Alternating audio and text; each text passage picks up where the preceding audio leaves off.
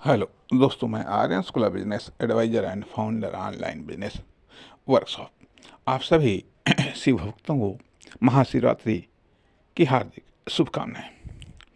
मित्रों, सफलता के रास्ते पार्ट 44 में आपका स्वागत है।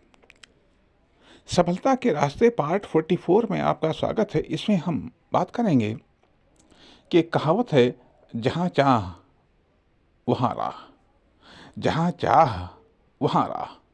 अर्थात जहाँ पर चाहत है, जहाँ पर चाहत है। हमने इच्छाओं के बारे में कभी बात की, हमने आवश्यकताओं के बारे में भी बात की, हमने सपनों के बारे में भी बात की। लेकिन अब यहाँ पर हम बात करना चाहते हैं कि चाह, चाह क्या चीज़ है? क्या चाह हमारी इच्छा से, हमारी आवश्यकता से या हमारे सपने से डिफरेंट है क्या? डिफरेंट है क्या? या फिर इस चाह का संबंध हमारी सक्सेस से क्या होता है, सफलता से क्या होता है, कामयाबी के संबंध में इस चाह का क्या रोल होता है? देखा ये जाए कि यह खुद के पास में होती है। यदि चाह नहीं है, यदि चाह नहीं है, आप कह सकते हैं कि चाह भी एक इच्छा से ही होती है। इच्छा, एक इच्छा भी चाह हो सकती है, एक चाह भी इच्छा हो सकती है। लेकिन फिर भी एक हम पाते हैं कि मौलिक डिफरेंस वह यह है कि जब इच्छा चाह बन जाती है, उसके साथ में एक दिल की पावर जुड़ जाती है। दिल की पावर जुड़ जाती है, अर्थात जब चाह पैदा नहीं होती है तो दिल बेचैन होता है। दिल बेचैन होता है, छटपटाता है, किसी न किसी तरीके से उस चाह को पाने का प्रयास करता है। किसी न किसी तरीके से उस चाह को पाने का प्रयास करता है। कहने का अर्थ है कि जिस तरीके से ये बात है कि हवा को कोई नहीं रोक सकता है, हवा को कोई नहीं रोक सकता, प्रकाश को कोई नहीं रोक सकता है। कहने का अर्थ है कि हवा को, प्रकाश को कुछ समय के लिए रोका जा सकता है, कुछ समय के लिए रोका जा सकता है। लेकिन लेकिन अधिक समय तक प्रकाश को रोका नहीं जा सकता है, हवा को अधिक समय तक रोका नहीं जा सकता है। क्योंकि जैसे जैसे हवा बढ़ती चली जाएगी, उसका प्रेशर बढ़ता चला जाएगा।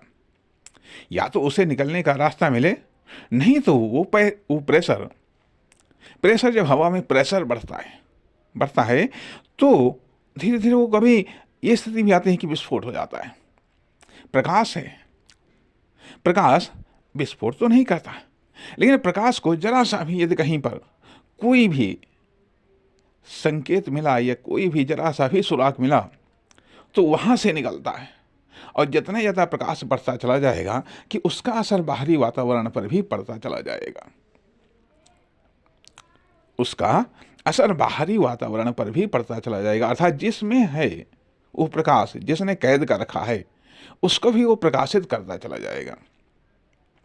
इसी प्रकार से सुगंध है, यश है, ये कुछ चीजें ऐसी हैं जिनको रोकना कुछ समय के लिए तो संभव है, लेकिन अधिक समय के लिए नहीं। यदि कोई चरित्रवान है तो उसके चरित्र को कुछ समय के लिए रोका जा सकता है।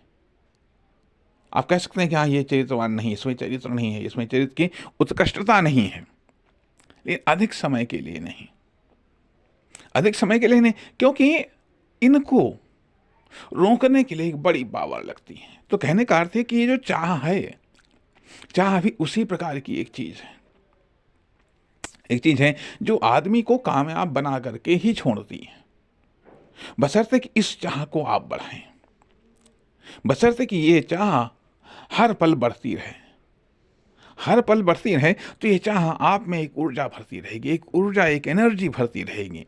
और जैसे जैसे एनर्जी भरती रहेगी, भले कितनी बड़ी बाधाएं क्यों ना हो, भले ही आपको कुछ ना मालूम हो, लेकिन फिर भी ये चाह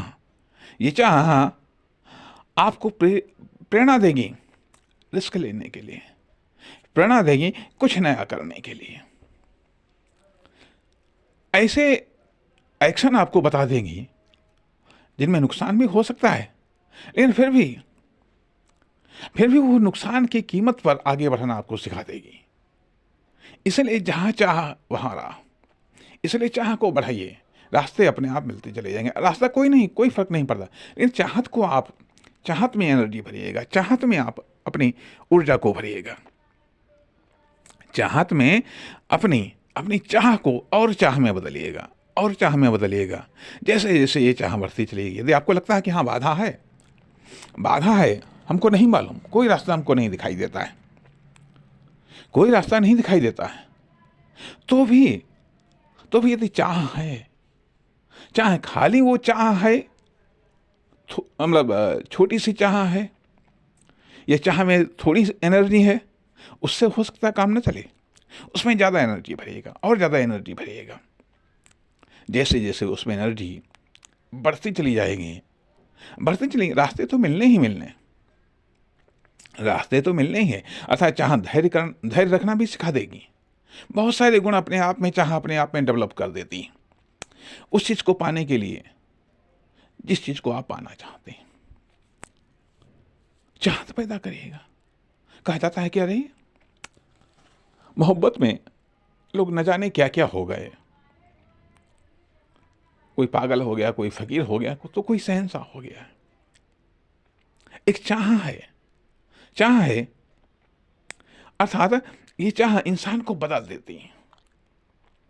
जैसे जैसे चाह बढ़ती चली जाती है, इंसान बदलता चला जाता है, और जैसे जैसे इंसान बदलता चला जाता है, उसके लिए सफलता के मार्ग और खुलते चले जाते हैं,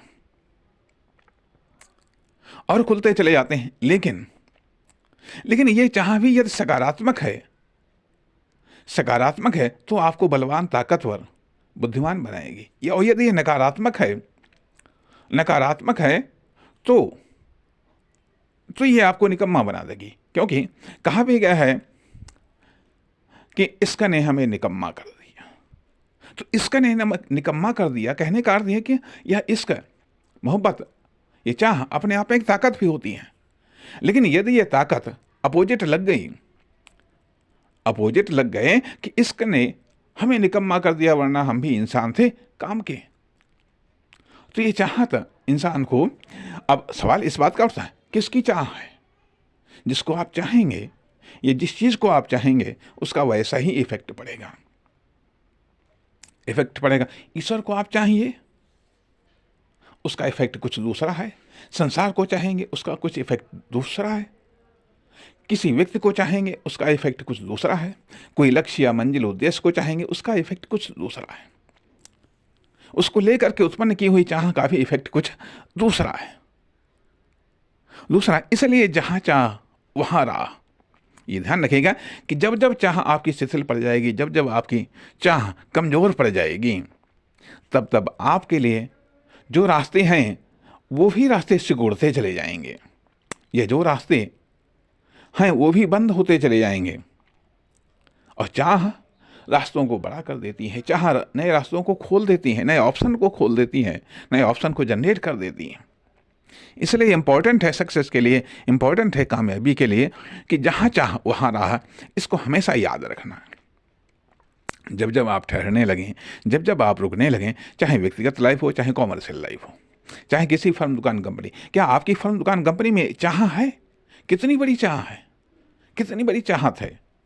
उसके लिए जैसे जैसे चाह बढ़ती चली जाएगी, वैसे वैसे आप एडजस्टमेंट करते चले जाएंगे, वैसे वैसे आप इम्प्रूवमेंट करते चले जाएंगे।